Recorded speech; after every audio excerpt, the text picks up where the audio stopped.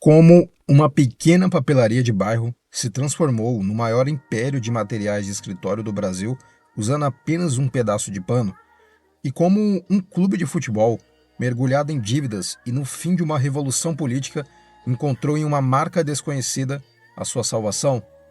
Esta não é apenas uma história sobre futebol ou negócios, é sobre o casamento mais longo, nostálgico e simbólico do esporte nacional. Uma parceria que mudou as regras do marketing esportivo para sempre. São Paulo, 1972. Damião Garcia abria as portas de uma papelaria de bairro na Vila Mariana. Nascia ali a Calunga. E nas 2 décadas seguintes, a empresa expandiu, mas sofria com um teto invisível. Como se tornar um nome nacional sem gastar os tubos com anúncios de 30 segundos na televisão? A marca precisava entrar no subconsciente do povo brasileiro de forma orgânica e permanente.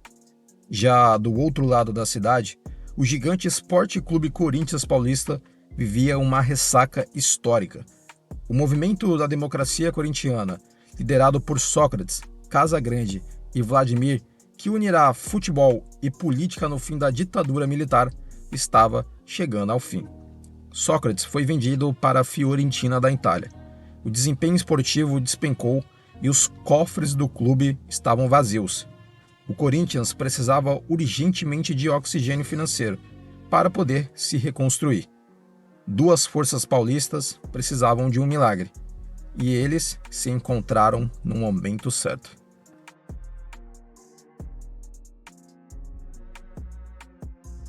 Janeiro de 1985. O Corinthians vivia um turbilhão, não apenas no campo, mas em suas cadeiras presidenciais.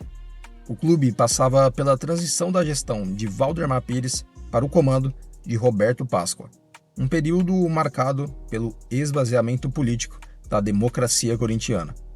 Páscoa assumia um clube que precisava de uma resposta agressiva para acalmar os torcedores e a imprensa, que cobrava um substituto para a saída dos grandes ídolos.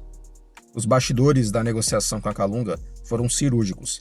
Damião Garcia, o patriarca da empresa, era um corintiano fanático, mas antes de tudo, um homem de negócios implacável.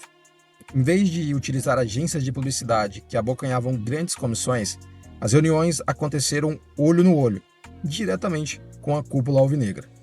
O detalhe crucial que chocou o mercado e estampou as manchetes na imprensa esportiva da época foi a audácia do contrato. A Calunga exigiu exclusividade absoluta no espaço nobre, peito e costas, blindando o uniforme contra qualquer outro anunciante menor. O mercado publicitário duvidou, classificando como loucura uma papelaria regional investir valores capazes de sustentar uma folha salarial de futebol profissional. O risco era total. A expectativa da Calunga era audaciosa: furar o bloqueio de São Paulo e usar o manto sagrado como um vetor de expansão nacional. Se o Corinthians jogasse na TV, a Calunga estaria em todas as telas do país. Mas no futebol, colocar o seu nome no peito de um gigante significa que, se o time afundar, a sua marca vai junto.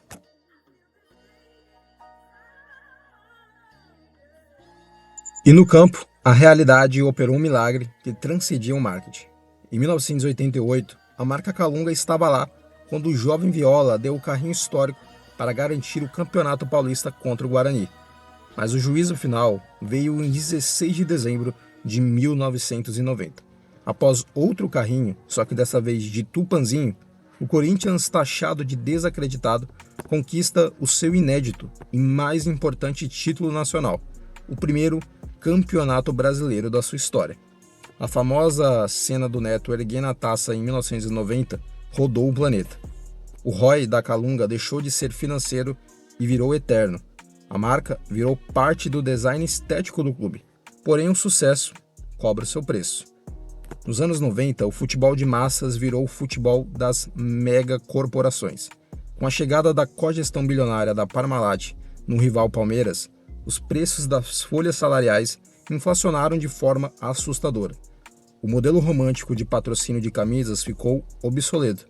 O valor cobrado para estampar com exclusividade um clube do tamanho do Corinthians estourou o teto de investimento de uma empresa de papelaria, forçando o fim do ciclo na final do Campeonato Brasileiro de 1994.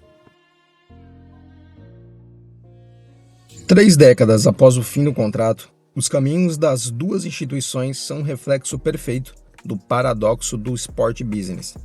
A Calunga se consolidou como a maior gigante do varejo e distribuição do setor de materiais de escritório e informática do país. Hoje, em 2026, a empresa vive em águas calmas corporativas. Opera mais de 220 superlojas físicas pelo Brasil e canais de e-commerce que faturam centenas de milhões com lucros consistentes e auditados. Já para o Corinthians, o ano de 2026 apresenta uma realidade complicada. Dentro das 4 linhas, o clube opera milagres épicos, dignos da sua mística. Faturou o Campeonato Paulista de 2025 em cima do seu maior rival, o Palmeiras. Levantou a Copa do Brasil de 2025 diante de um Maracanã lotado contra o Vasco. E recentemente iniciou 2026 conquistando a Supercopa do Brasil em cima do Flamengo. Mas quando os refletores se apagam, o que se vê é um abismo institucional. O gigante alvinegro vive hoje uma crise política que espelha o caos dos anos 80, mas é elevada à escala dos bilhões. A política interna do Parque São Jorge está em chamas. Membros de alta cúpula da diretoria e presidentes enfrentam processos severos de impeachment sob graves denúncias de suspeita de corrupção, contratos fantasmas e desvios. Financeiramente, o passivo total do clube rompeu a barreira sufocante dos 2,7 bilhões de reais. O financiamento arrastado junto à Caixa Econômica Federal pela Neoquímica Arena estrangula o fluxo de caixa, enquanto processos diários na FIFA e execuções judiciais de credores bloqueiam as receitas das premiações. O Corinthians ganha taças no campo, mas caminha à beira da falência nos tribunais.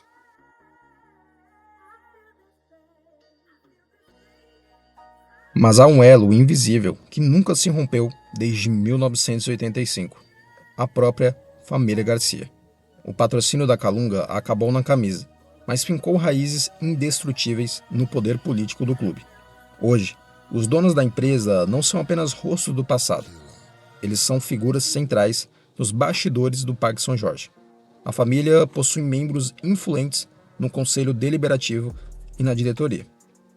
O maior exemplo disso é Paulo Garcia, um dos proprietários da Calunga e conselheiro vitalício do clube.